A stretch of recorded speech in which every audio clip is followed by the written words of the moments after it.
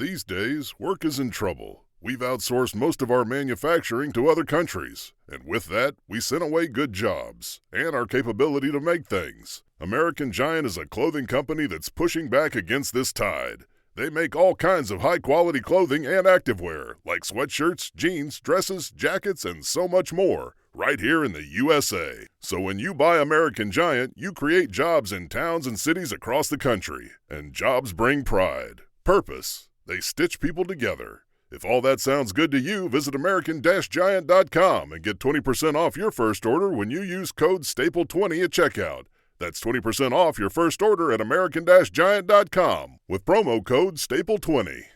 American Giant makes great clothing, sweatshirts, jeans, and more right here in the U.S. Visit American-Giant.com and get 20% off your first order with code STAPLE20. That's 20% off your first order at American-Giant.com, code STAPLE20. Ukrainian President Volodymyr Zelenskyy, in a video and written press statement a few minutes ago, said that the Russia government led by President Vladimir Putin has continued another new week of war against the people of Ukraine with massive assaults on all front lines despite the 30-day ceasefire proposal requested by the United States under the leadership of Donald Trump from both countries.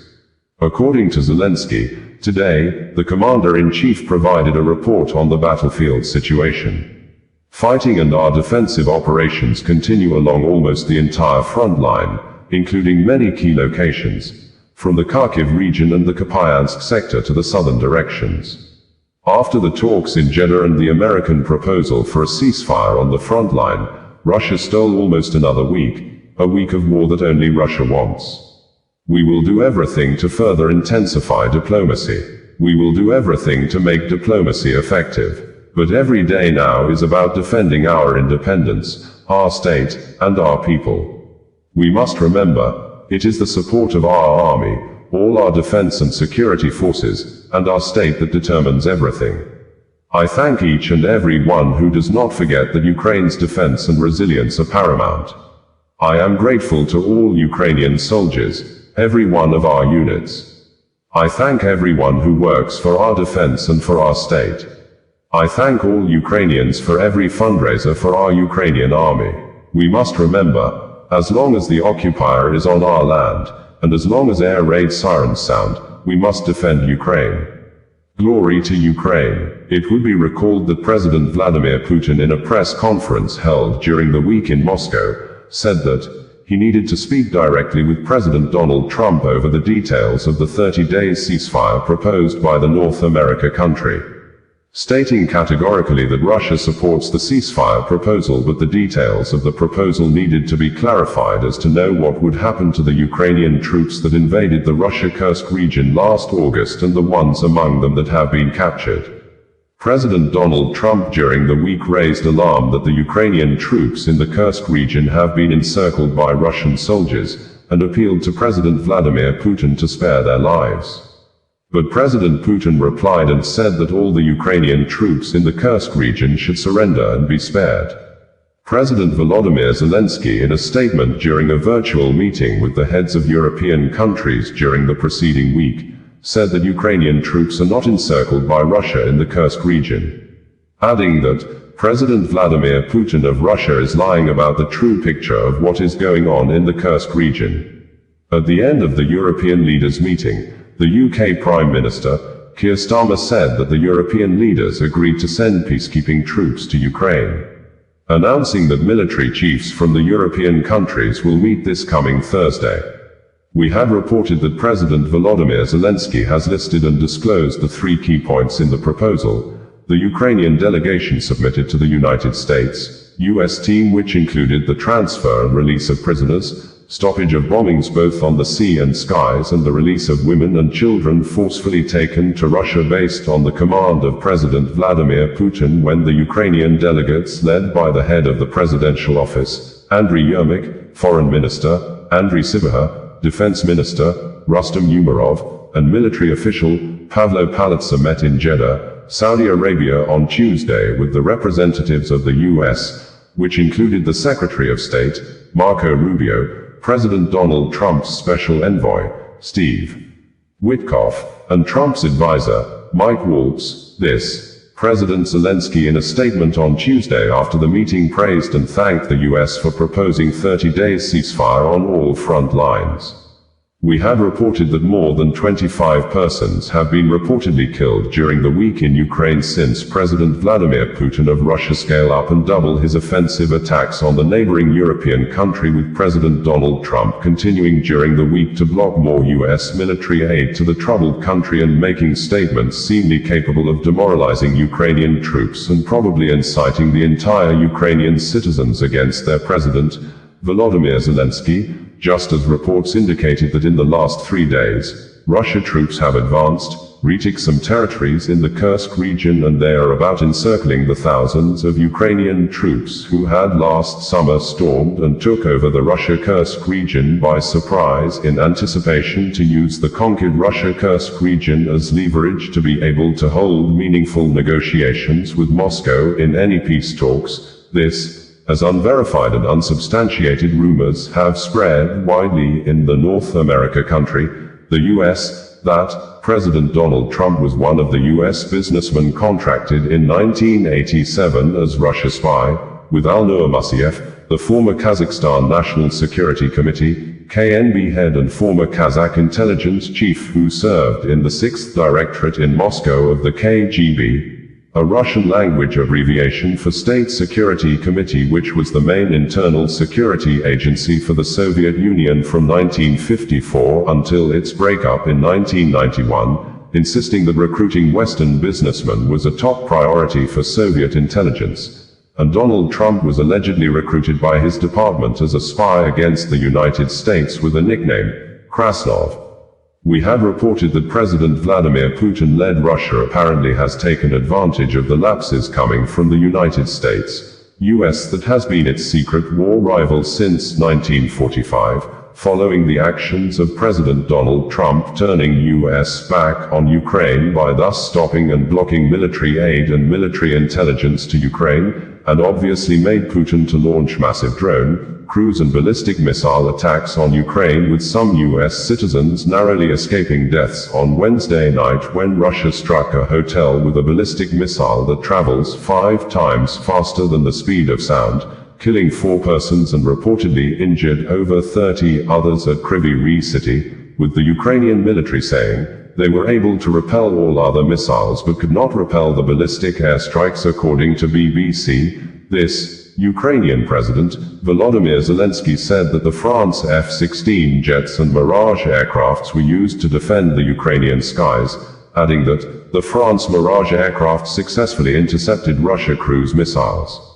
We have reported that the Ukrainian President Volodymyr Zelenskyy, in a written and video statement on Monday, has said that what Ukrainians need is a true and honest peace deal and not endless war, just as President Donald Trump of the US and one of the world's richest billionaires,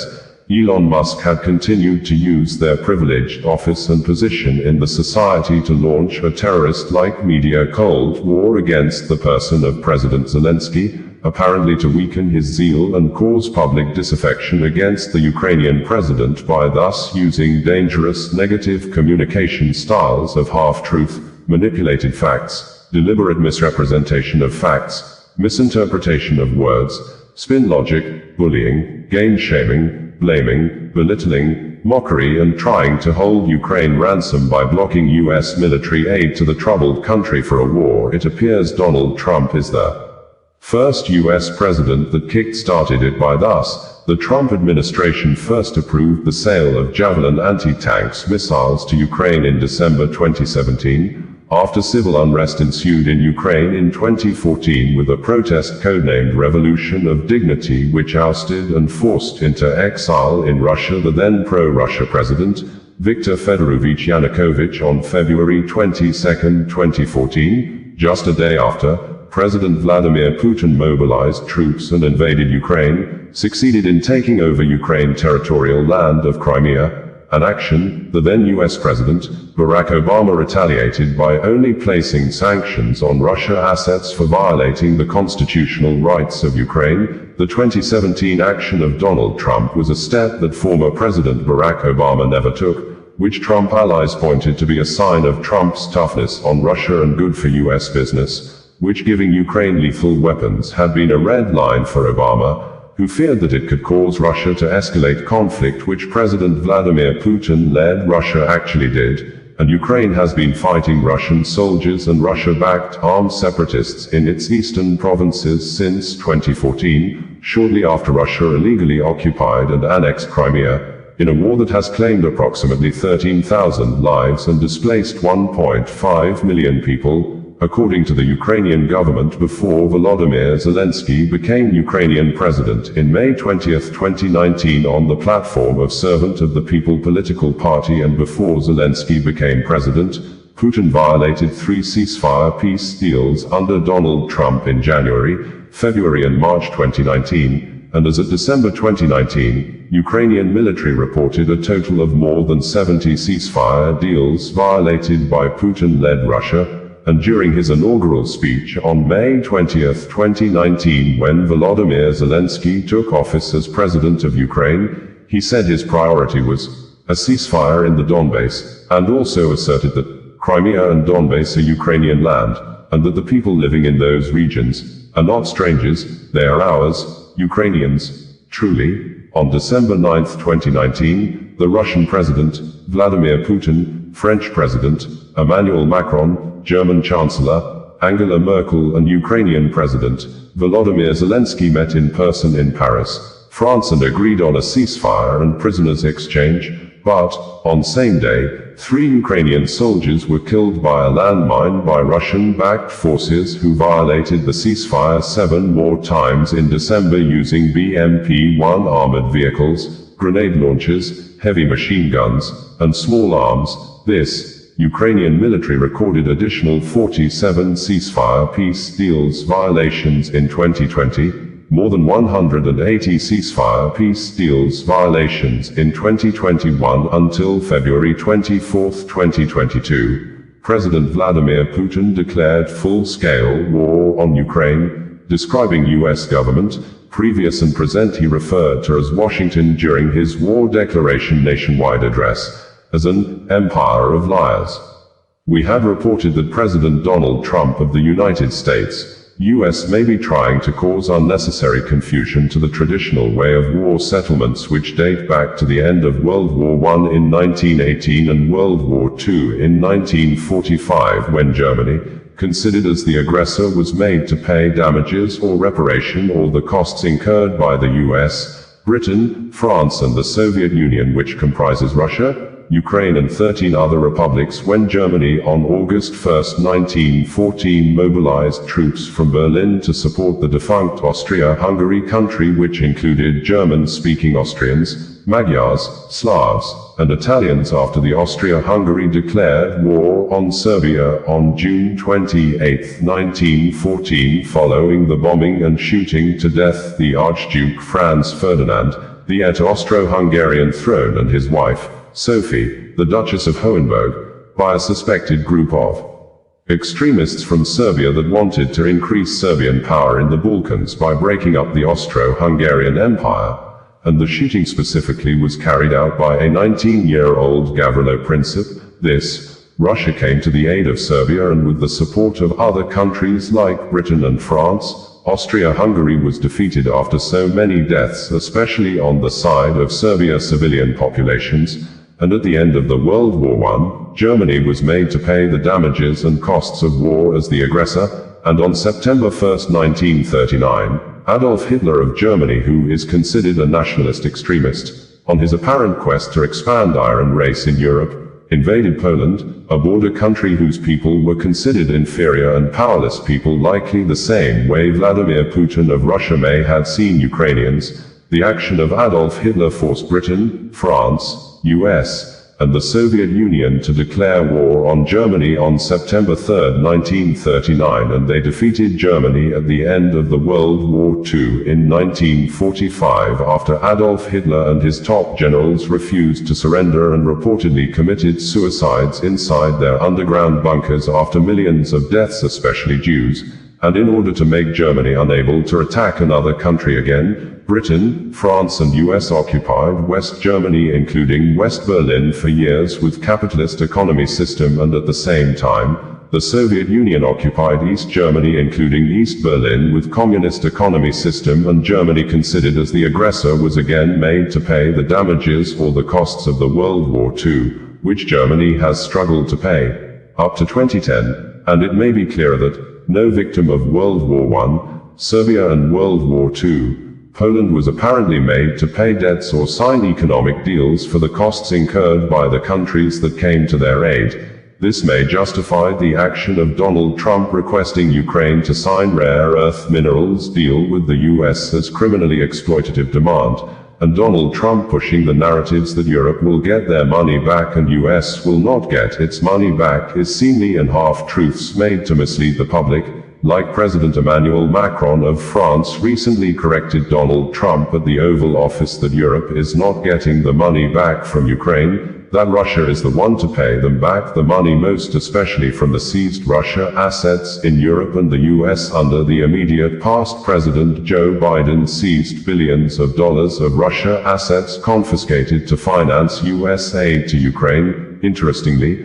Vladimir Putin of Russia, who is also considered as a nationalist extremist like Adolf Hitler of Germany, on February 24, 2022, in a world news broadcast, made it very clear that he decided to declare special military operations in Ukraine because of US. That for many years, the US tried to expand its powers, stressing, he does not have problem with Europe or NATO, saying, NATO is the US foreign policy used by the North America to try to conquer Russia by thus enlisting some other countries that made up the defunct Soviet Union into NATO, and he would never allow US to assemble its military infrastructures in Ukraine, its closest neighboring country. Hence he decided to go after the pro-US Ukrainian politicians and government officials by demilitarizing Ukraine and reclaiming it as an independent territory he said was once part of Russia,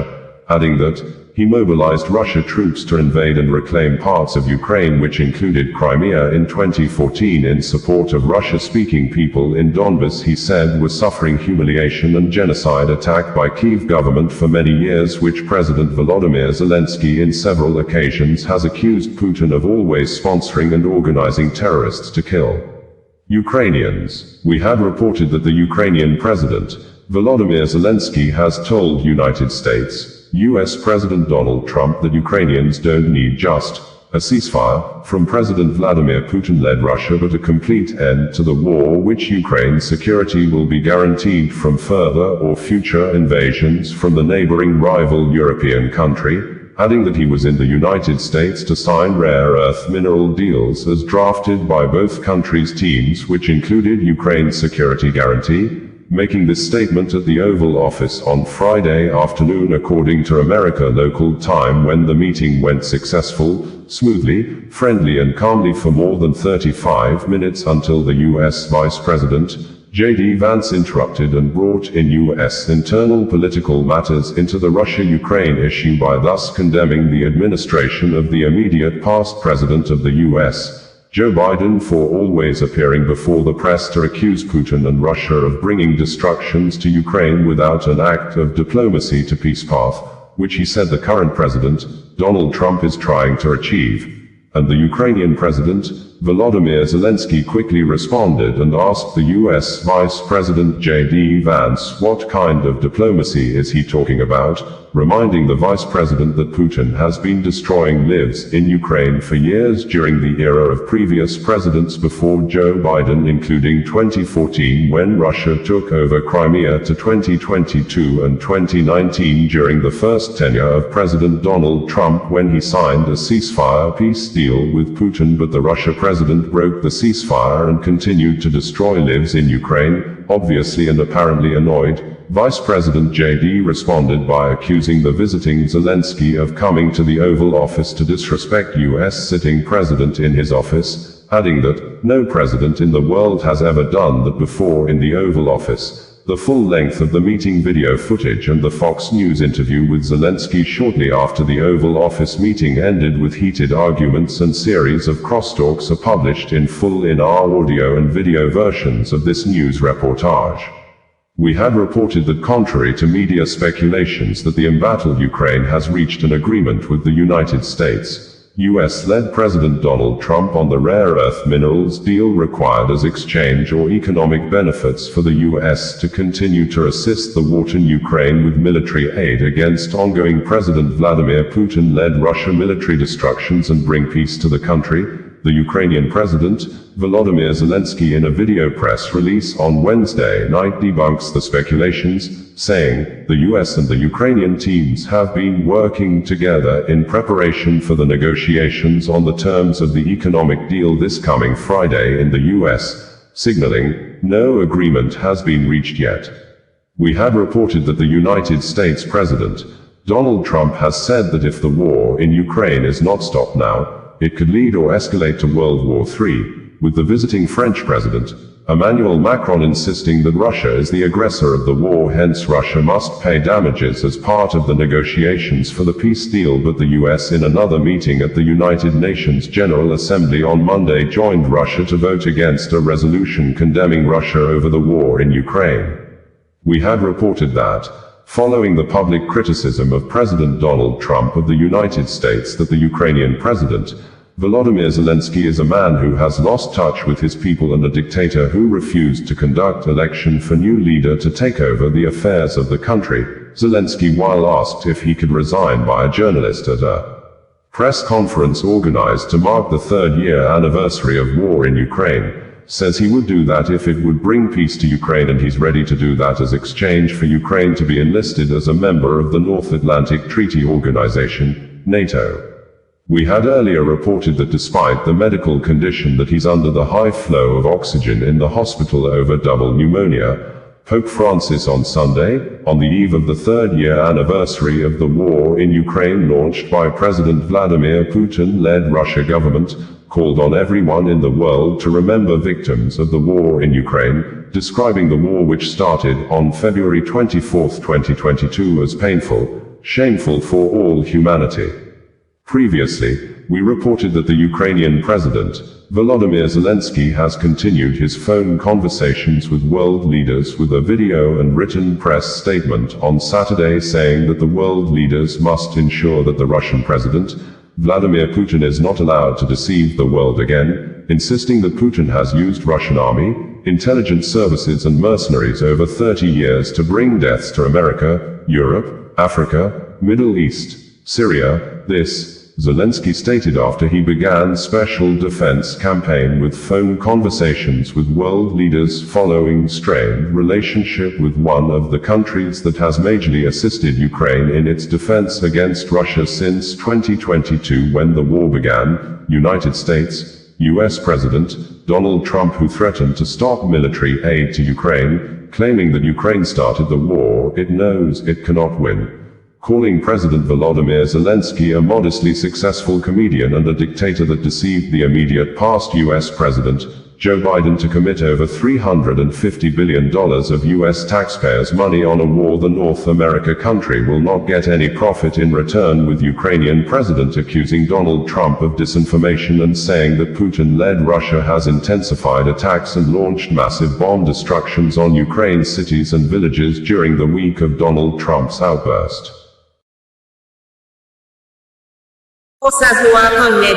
Bringing you the news in a more digital way.